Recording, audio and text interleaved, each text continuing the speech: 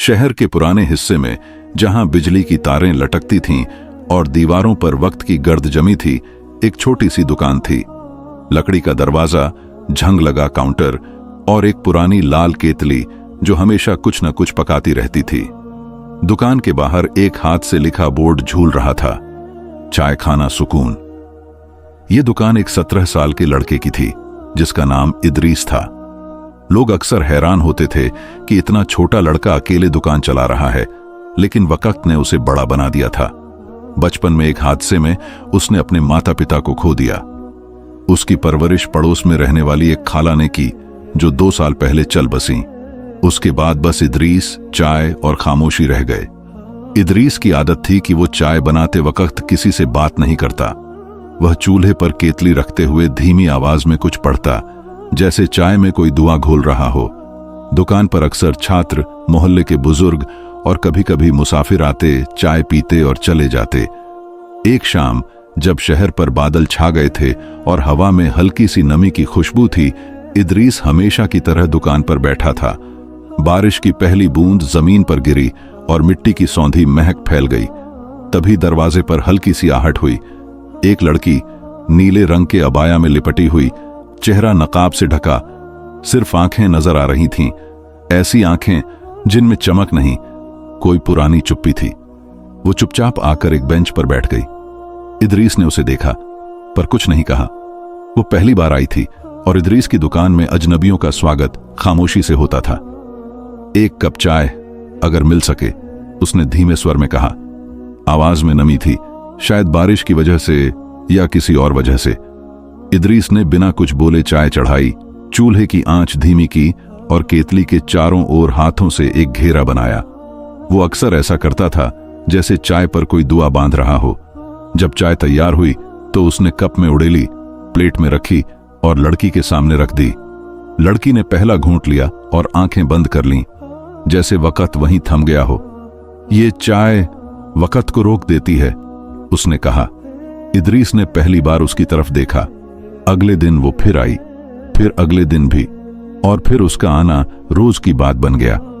इदरीस ने कभी कोई सवाल नहीं किया और वो खुद कभी कुछ बताती नहीं थी, लेकिन उसके चेहरे पर जो उदासी थी वो हर दिन और गहरी होती जा रही थी। कभी कभी वो आसमान की तरफ देखकर कहती, बारिश मुझे वापस बुलाती है मगर तुम्हारी चाय मुझे रोक लेती है। एक दिन इदरीस ने हिम्मत करके पूछा, आपका नाम क्या है? नाज़फीन, उसने कहा। इदरीस ने यह नाम पहले कभी नहीं सुना था। कोई पुरानी किताब का सा नाम लगा, जैसे कोई भुला हुआ किरदार।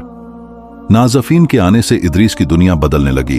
वो चाय बेहतर बनाने लगा, दुकान को और सलीके से रखने लगा और कभी कभी मुस्कुराने भी लगा। लेकिन अब उसकी आंखों में एक सवाल रहने लगा जो वो कभी जुबान पर नहीं लाया। तुम हो कौन? रातों को इदरीस को अजीब सपने आने लगे। उन सपनों में नीला धुआं होता, पेड़ झुकते दिखते और एक रोशनी उसके चारों तरफ घूमती। सपनों में नाज़फीन की आवाज सुनाई देती, इदरीस, वक्त कम है, मैं हर दिन तुमसे छुप रही हूं। एक दिन चाय पीते हुए नाज़फीन ने कहा, अगर किसी दिन मैं ना आऊं तो मुझे ढूंढना मत। कुछ चीजें बस एक वक्त के लिए होती हैं। इदरीस ने कुछ नहीं कहा, लेकिन उस दिन उसके दिल में एक डर उतर गया और अगले दिन नाज़फीन नहीं आई। पहला दिन, दूसरा दिन, तीसरा दिन। इदरीस ने दुकान बंद की, शहर के उस कोने तक गया जहां से नाज़फीन अक्सर आती थी। वो गली अब सुनसान थी। चौथे दिन इदरीस बीमार पड़ गया।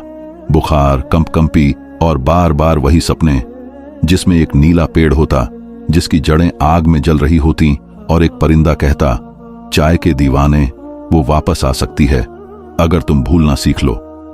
5वें दिन अचानक वो लौट आई। दरवाजा खुला और नाज़फीन उसी नीले अबाया में दुकान में दाखिल हुई जैसे कुछ हुआ ही ना हो। मगर उसके चेहरे पर एक खामोश जख्म था, आंखें लाल थीं। इदरीस ने कुछ नहीं कहा, बस चाय बनाई और इस बार चीनी डालने से पहले दुआ पढ़ी। तुम कहां चली गई थी? जहां से मैं आई हूं वहां वक्त कोई वादा नहीं करता। और तुम वापस क्यों आई? क्योंकि तुमने मुझे भुलाने की कोशिश नहीं की। फिर एक दिन नाज़फीन ने हाथ बढ़ाया और इदरीस की पेशानी पर उंगली रख दी। एक रोशनी निकली, सफेद, गर्म, जैसे दिल से दुआ निकली हो। अब तुम मुझे देख सकते हो, जैसे मैं हूं। इदरीस की आंखों के सामने नाज़फीन की शक्ल बदलने लगी। अबाया की जगह एक नीला आभा, आंखों में बिजली और चारों ओर रोशनी का घेरा। वो जिन्नजात थी। इदरीस का दिल एक पल को रुक गया, लेकिन उसके होंठों पर मुस्कान आ गई, जैसे वो पहले से जानता हो। तुमने तो कहा था तुम इंसान हो। मैंने कभी कहा ही नहीं, तुमने खुद मान लिया था। चाय का वो कप जो उस दिन दोनों के बीच रखा था, आज भी इदरीस की दुकान में रखा है। और जब कोई नया ग्राहक पूछता है, ये पुराना कप क्यों संभाल कर रखा है, इदरीस बस इतना कहता है, कभी कभी चाय में दुआ भी होती है, और दुआ लौट आती है नीले रंग में लिपटी हुई। जब इदरीस ने पहली बार नाज़फीन की असलियत को अपनी आंखों से देखा, तो उसके दिल में न कोई डर आया, न हैरानी। जैसे वो सालों से उसी पल का इंतजार कर रहा हो, जैसे उसके अंदर की कोई खामोश दुआ किसी और दुनिया की आवाज से जा मिली हो।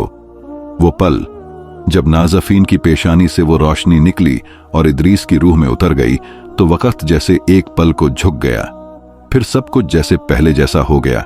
चाय की भाप, बारिश की धीमी आवाज और वो नीली आंखें जो किसी सदियों पुरानी कहानी की वारिस लगती थीं।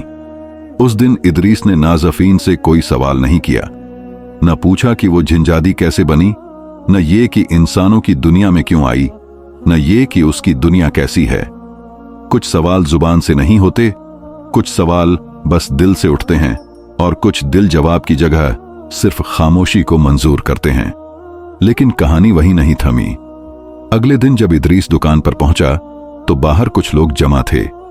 मोहल्ले के बुजुर्ग, कुछ मदरसे के छात्र और एक मौलवी साहब, जिनकी सफेद दाढ़ी इदरीस की उम्र से भी ज्यादा पुरानी लगती थी। इदरीस, ये क्या खबरें हैं कि एक जिन्न लड़की तुम्हारी दुकान पर आती है? हमने उसके चारों तरफ रोशनी देखी है, कुछ तो है और कुछ ठीक नहीं लगता। इदरीस ने न झूठ बोला, न पूरा सच कहा, बस इतना बोला, अगर चाय किसी को बदल दे तो क्या वो चाय बुरी है? मौलवी साहब चुप हो गए, लेकिन उनकी आंखों में शक बचा रहा। उसी रात नाज़फीन आई, लेकिन खामोश थी। उसके कदमों में वो पहले जैसी रवानगी नहीं थी, जैसे हवा खुद थम गई हो। इदरीस, मेरी दुनिया मुझे वापस बुला रही है। मैंने बहुत वक्त तुम्हारी चाय में छुपकर बिता दिया, अब मुझे जाना होगा। इदरीस ने कहा, तो जाओ, लेकिन जाने से पहले एक आखिरी कप चाय पी लो। केतली चूल्हे पर रखी, दुआ होंठों पर आई, और जैसे ही चाय कप में डाली गई, नाज़फीन ने कहा, अब तुम्हें मेरी जरूरत नहीं रही, तुम अब खुद भी रोशनी बन चुके हो। इदरीस ने जवाब दिया, मैंने तुमसे रोशनी मांगी ही नहीं थी। मैं तो बस चाहता था कि तुम रोज आओ और मेरी खामोश जिंदगी में कुछ आवाजें छोड़ जाओ। नाज़फीन ने इस बार हाथ बढ़ाया, इदरीस के दिल पर रखा और धीरे से बोली, अब तुम मुझे देख नहीं सकोगे, लेकिन हर बार जब कोई दिल से चाय मांगेगा, मैं वहीं होऊंगी। फिर वो धीरे धीरे रोशनी में घुल गई, जैसे धुआं रात की हवा में खो जाए और बस एक खुशबू बाकी रह जाए। उसके बाद इदरीस ने अपनी दुकान बंद नहीं की, चाय बनाता रहा, रोज वैसे ही जैसे नाज़फीन के आने से पहले बनाता था। मगर अब उसके चाय बनाने के अंदाज में एक नई नरमी, एक नई दुआ शामिल हो गई थी। लोग आते, चाय पीते और कहते, इदरीस, तुम्हारी चाय में अब कुछ नया है, जैसे सीधा दिल को छू जाती है। लेकिन एक दिन कुछ बदल गया। एक मुसाफिर आया, फटे पुराने कपड़े, धूल से भरे पैर, आंखों में थकान और हाथ में एक पुराना तावीज। उसने बैठते ही कहा, एक कप चाय दो, लेकिन सिर्फ अगर तुम्हारी चाय में दुआ हो। इदरीस चौंका। ये अल्फाज, ये तो नाज़फीन अक्सर कहा करती थी। उसने चाय बनाई और जैसे ही मुसाफिर ने पहला घूंट लिया, उसकी आंखों से आंसू बहने लगे। ये तो वही है। इदरीस ने धीरे से पूछा, क्या? वही दुआ जो एक बार एक झिंजादी ने मेरे जख्मों पर पड़ी थी, सालों पहले, जब मैं खुद एक खोई हुई रूह था। इदरीस को लगा जैसे वक्त का दरवाजा फिर से खुल गया हो। उस रात वो सो नहीं पाया। चांद खिड़की से झांक रहा था और हवा में वो जानी पहचानी खुशबू थी, वही जो नाज़फीन के साथ जुड़ी रहती थी। फिर धीरे धीरे कमरे की दीवार पर नीला सा उजाला उभरा और उसमें एक हल्की सी आहट हुई। इदरीस ने आंखें बंद की और बस एक लफ्ज बोला, वापस आ गई हो? एक सरगोशी हवा में गूंजी। मैं कभी गई ही नहीं थी, बस तुम्हारी नजर से ओझल हो गई थी। फिर उस नीली रोशनी में एक छोटी बच्ची नजर आई। वो नाज़फीन जैसी थी, लेकिन छोटी, और आंखों में वही जानी पहचानी चमक। ये कौन है? ये मेरे बाद की रोशनी है इदरीस। तुमने मुझे रोशनी में बदला, अब मैं तुम्हें उस रोशनी की जिम्मेदारी सौंपती हूं। इदरीस उसे देखता रहा। उसकी मुस्कान, मासूमियत और अपने दिल की खामोश धड़कनों में एक नई नरमी महसूस करता रहा। उस दिन के बाद चायखाना सुकून सिर्फ एक चाय की दुकान नहीं रही, वो एक पनाह बन गई, जहां हर टूटा हुआ इंसान आता, एक कप चाय मांगता और इदरीस से आंखें मिलाए बिना लौट जाता, मगर अपने अंदर कुछ नया लेकर। कभी कभी वो बच्ची, जो अब 9 साल की हो चुकी थी, खुद चाय बनाती। उसके हाथ छोटे थे, लेकिन अंदाजा नाज़फीन जैसा, और जब कोई उदास ग्राहक आता तो वो पास जाकर कहती, चुप मत रहो, मैं तुम्हें सुन सकती हूं। इदरीस अक्सर सोचता, ये सब कैसे हुआ? एक चाय वाला, एक झंझादी, और अब ये बच्ची, जो शायद इंसान है, शायद नहीं, लेकिन उसके अंदर ऐसी रोशनी है जो अल्फाजों से नहीं, सिर्फ दुआ से बयां होती है। फिर एक दिन शहर के बाहर से एक काफिला आया। उन्होंने कहा कि उन्हें एक चाय वाला वली के बारे में सुना है, एक ऐसा शख्स जो चाय के जरिए दिलों को सुकून दे देता है। इदरीस मुस्कुराया और बोला, मैं सिर्फ चाय बनाता हूं, शिफा देना मेरे बस की बात नहीं।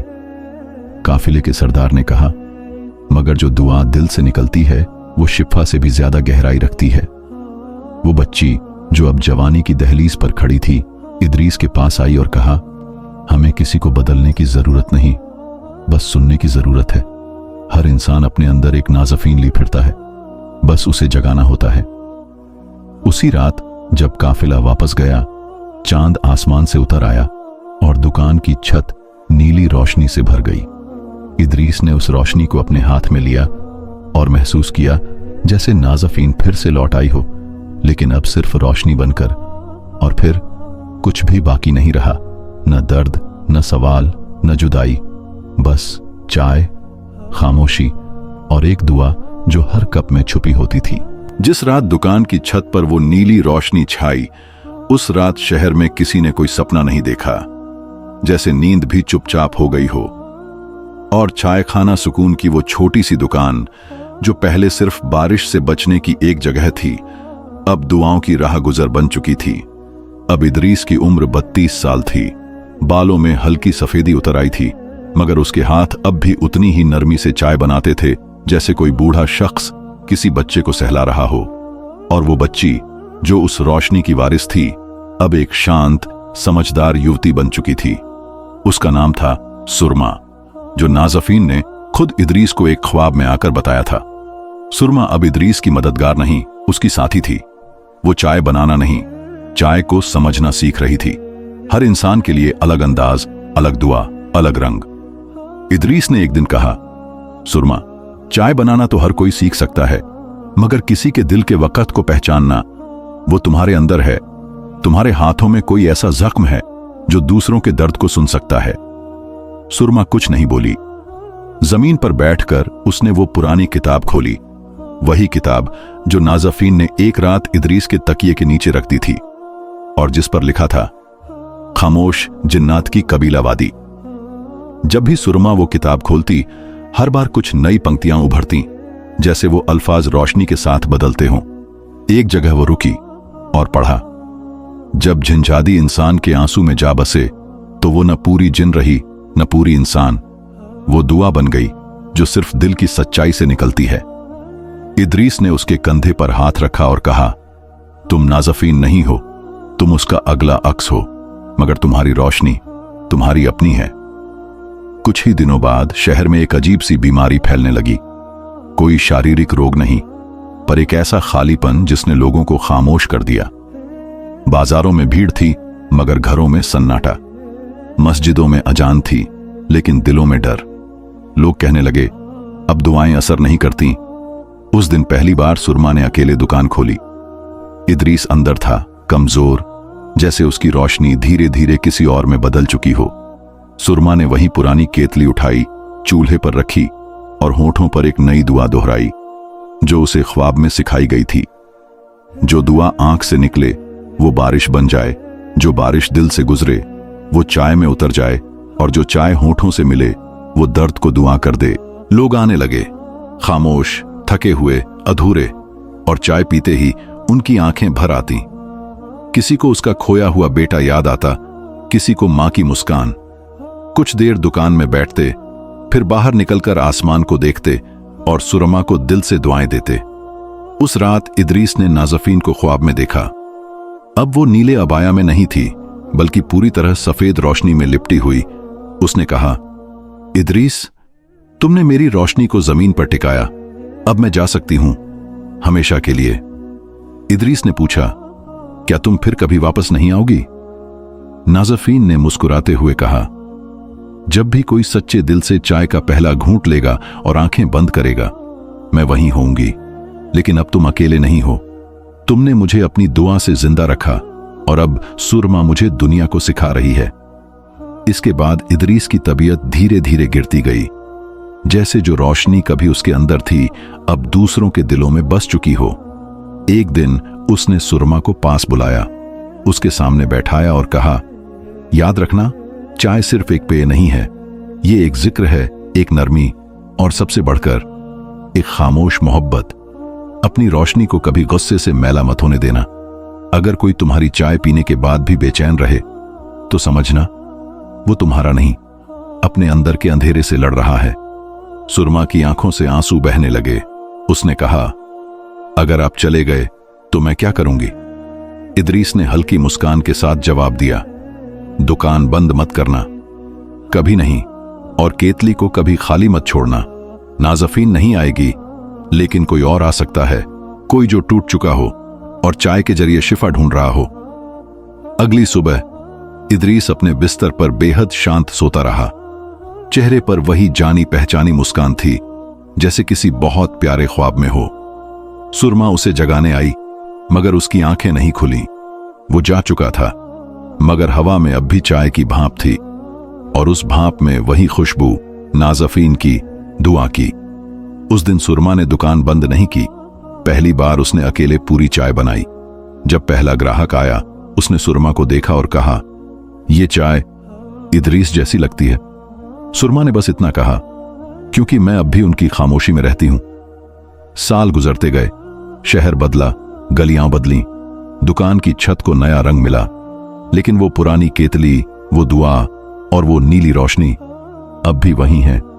अब लोग उस जगह को चाय वाली दुआ की दुकान कहते हैं, और जो भी वहां आता है चाय का पहला घूंट लेते ही रुक जाता है, आंखें बंद करता है, और अगर दिल से चाहे तो उसे एक नीली रोशनी में लिपटा हुआ साया दिखाई देता है, जो कानों में धीरे से कहता है, मोहब्बत वही है जो फना के बाद भी रोशनी बन जाए।